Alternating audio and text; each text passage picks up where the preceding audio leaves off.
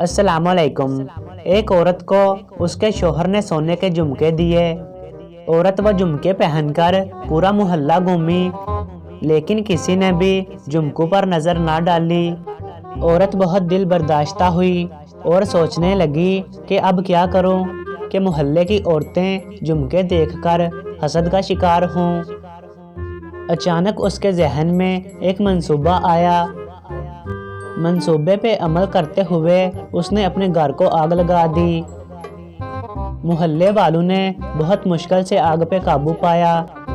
अब कोई भी मोहल्ले की औरत अफसोस करते हुए पूछती कि बहन क्या कुछ जल गया, तो वो औरत अपने कानों में पहने हुए सोने के झुमकों को पूछने वाली औरत के सामने करते हुए बड़े इत्मीनान से कहती, हाय मेरा तो सब कुछ जल गया, बस ये झुमके ही बचे हैं।